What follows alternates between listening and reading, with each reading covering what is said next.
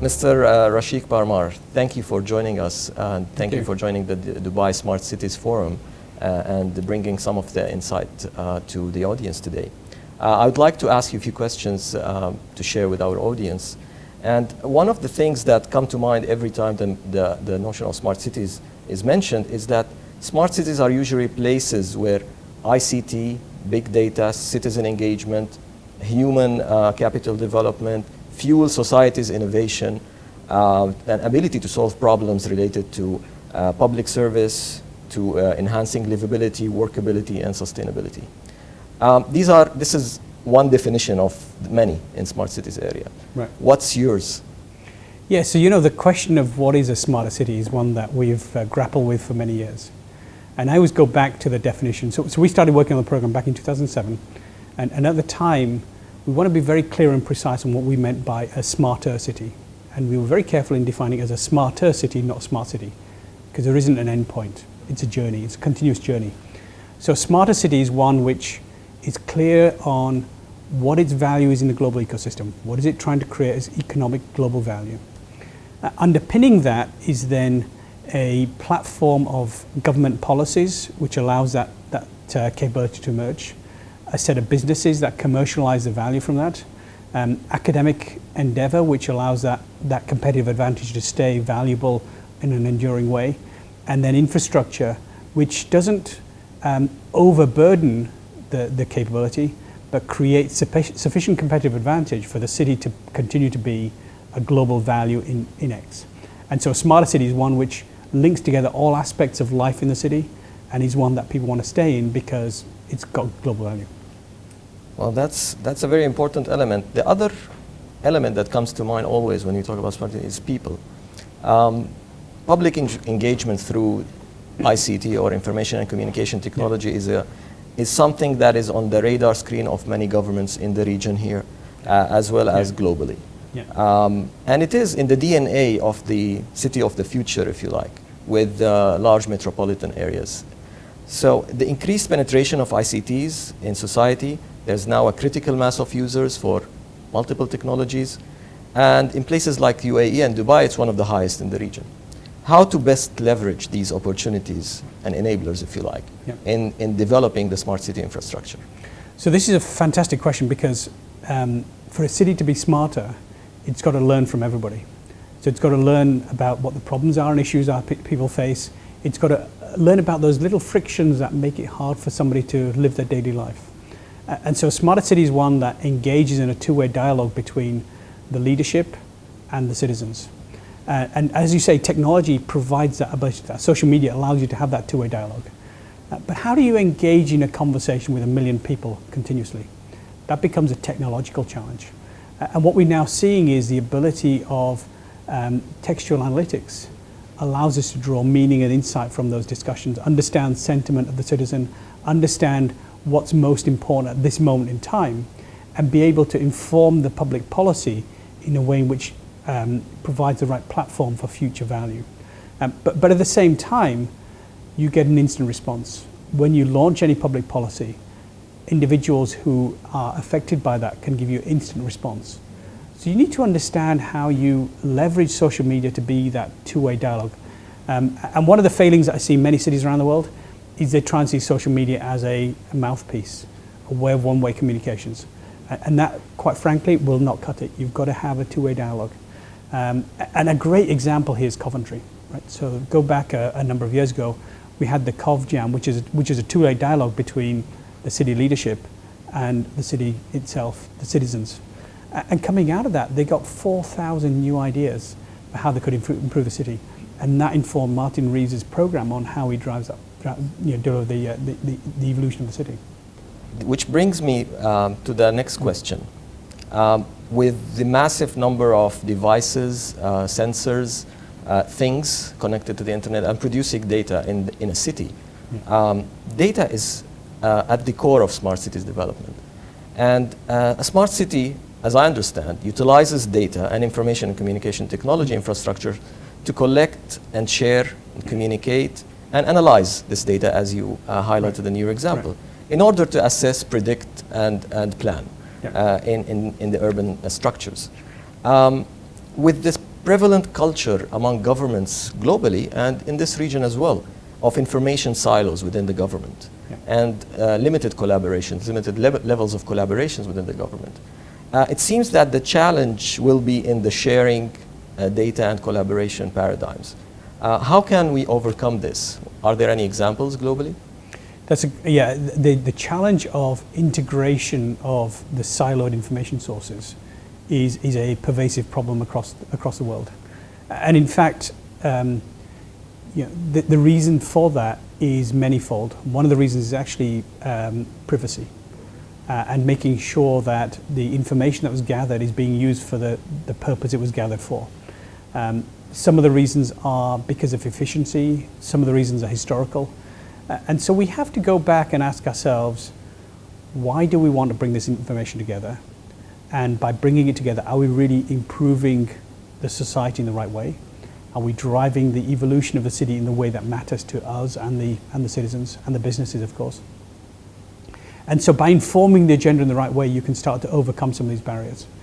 And there are some very good examples. And actually, New York is probably the best example.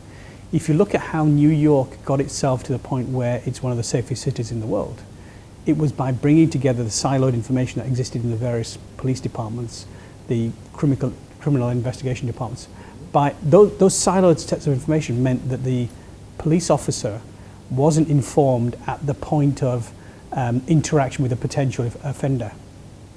By not being informed, he couldn't make the decisions in the right, at that moment in time, you need exactly the right insights. Through that integration of data, we could get a complete view of that individual and be able to give him some real information to help him decide how he should act. Right? And that's a good example of how we can get it right. Other examples are, you look at Malta. Malta brought together the information about electricity and water to start to transform the way in which desalination works and actually drive down the cost of desalination significantly.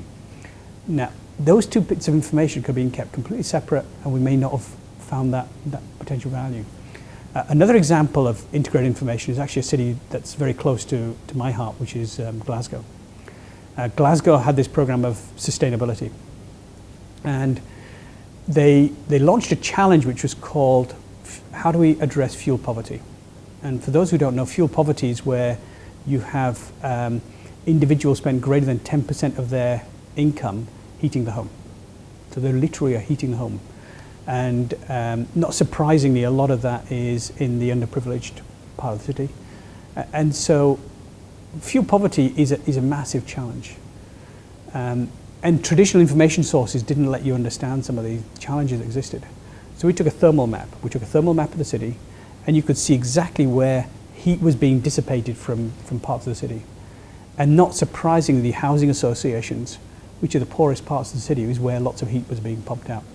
So they were badly insulated Victorian homes. And to our surprise, very close to them was a red dot, which was much brighter than any of the dots that were around.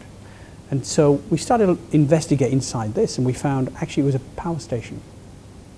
The power station was heating water, was actually cooling the turbines. It was using water to cool the turbines. The steam that was generated for that was being pumped into the sky. It wouldn't be too hard to then take that steam and put pipes into the district homes, which were nearby, and provide a district heating scheme to drive down fuel poverty. Now, we wouldn't have found that by bringing together all the information sources, right? And once we'd got that, it was obvious. It was blindingly obvious. But those are some of the examples of how, by getting the real information together and showing what value you can create from it, you then earn the right to do some more innovation. Well, that's an excellent example of how big data can enable some of these innovative solutions. Right. My last question is about the risks going through this long journey, as you put it in one of your comments. There's a smart city development process that is long, and there's a lot of learning to be taken. And it's some of the risks that we learned, if we are to look at the development of the electronic government era in this region, at least from this context. There are many actuality gaps that are there of copying and not fitting a solution that doesn't fit, but is copied from a place that it worked in, ignoring local realities and context. There are always the single-sided view of as a technological mission, looking at the smart city development as a technological mission rather than in its whole. And there's always the vendor-driven approach that in many cities probably suffer from. In this long journey, where do we start, given these risks in mind? Yeah. A great question. You know, where do you start is something that I've struggled with many cities. And you know, we've worked now with over 2,500 cities around the world. And it's consistent. Any smart cities project that's going to be successful has to have three aspects. The first aspect is you need to understand the issues that really matter to everybody. And I mean really matter to everybody. So it's got to matter to the government, it's got to matter to the businesses, it's got to matter to the citizens, it's got to matter to the agencies that sit around that, the social businesses, the advisory bodies. Everybody's got to care about this issue. So unless you find something that really matters, don't start. The second challenge is investment. You can't make anything happen without real investment. And that investment is often very difficult to come by, because you're going to ask individuals or businesses or systems or service providers to make changes, and they won't necessarily benefit from those changes. They're doing things for the greater good of the city itself, and they may not see value for many years to come. So how do you engage those? How do you get investment streams so that they get appropriately rewarded for the investments that they make? Right? The second part, investment is a big and complex topic. And then the third topic is you can't make change on your own. You need to create an ecosystem of partners who make change together. And this is a case where any one individual who doesn't succeed means the whole project fails. Right? So you have to really bring everybody together. And this really takes an inspiring leader. It takes a leader who has the charisma, has the commitment, has the enduring courage to really take the program and achieve some realities, achieve those outcomes you set out. And I look at engagements around the world, and if any one of those three aren't there, the projects will fail. They are all equally important. So unless you start with the inspiring vision, the real issue that matters, you won't start unless you have investment that you can really make this program happen, and then you have that inspiring leader that can make this really come to life. Excellent.